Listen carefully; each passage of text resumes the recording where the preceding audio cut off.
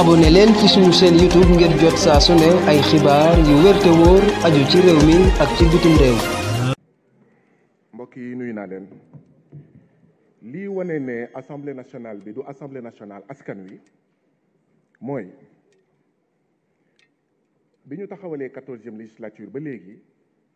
gulet ñu wooñu session extraordinaire gulet ñu wooñu procédure d'urgence moonte de jafe-jafe inondation yaa ngi fi moonte de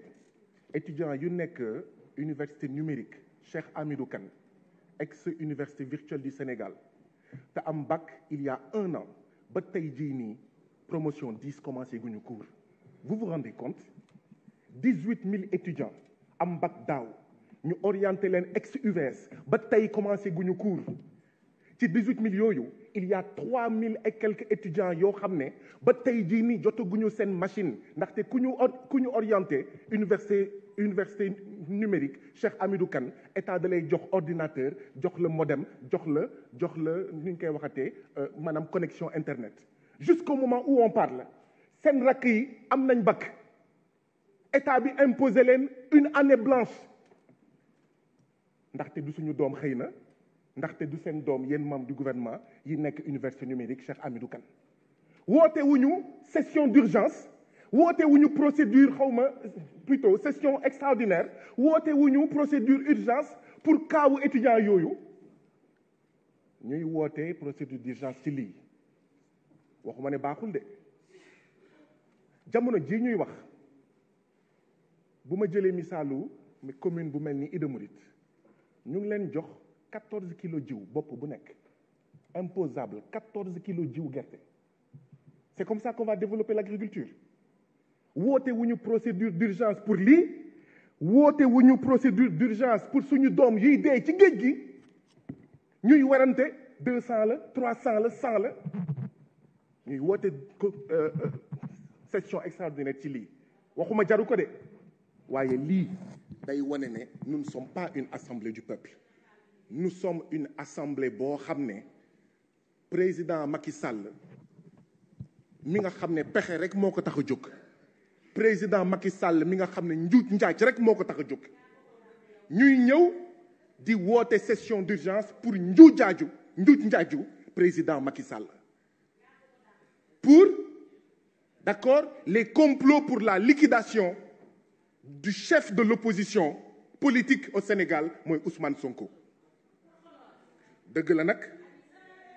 li nga xam ne moom la woote woon c'était un pseudo-dialogue c'était un simulacre de dialogue léegi nag am na ñu fa dem am fa yaakaar du ma wax ci ñoom ndaxte problème bi du ñoom problème bi mooy Macky Sall mi nga xam ne lim fi nekkul lu dul organiser ay sélection et non ay élection ñun li ñu wax président Macky Sall mooy na organiser ay élection pas ay sélection mooy lan maay tànn ñii di voter maay tànn ñii di bëri en principe tey président Macky Sall dafa waroon ñëw def ay excuses publiques ndaxte il se rend compte que li mu defoon Karim Wade du dëgg du yoon il devait faire une autocritique publique ndaxte il s'est rendu compte que li mu defoon Khalifa Ababacar Sall du dëgg du yoon c'est ça la vérité il devait faire des excuses publiques et non du ñu dugal ci ay deal di ñu dugal ci ay complot di ñu dugal ci ay liquidation di ñu dugal ci benn plan boo xam ne ni mu tudd mooy président Macky Sall cam kii di ma wax cim président Macky Sall cam donc moo tax ñu ne fi ma bokk mooy complot yi dafa war a jeex fi ma bokk mooy président Macky Sall doo bokk et je félicite le peuple sénégalais d'avoir réalisé le président Macky Sall doo bokk et on va imposer Sonko da ngay bokk ku foog ne tappale yii ak njuuj njaaj yi moo tax Ousmane Sonko du bokk yaa ngi nax sa bopp ku bëgg jàmm Ousmane Sonko day bokk ku bëgg jàmm dañuy organiser ay élections inclusives bravo au peuple sénégalais qui a réussi à imposer à Macky Sall doo bokk et ce peuple sénégalais va imposer à Macky Sall Sonko da ngay bokk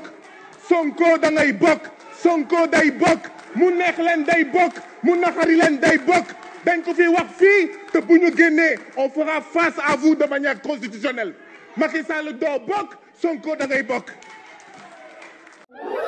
abonné leen ci suñu chaîne YouTube ngir jot saa su ne ay xibaar yu wér te wóor aju ci réew mi ak ci bitim réew.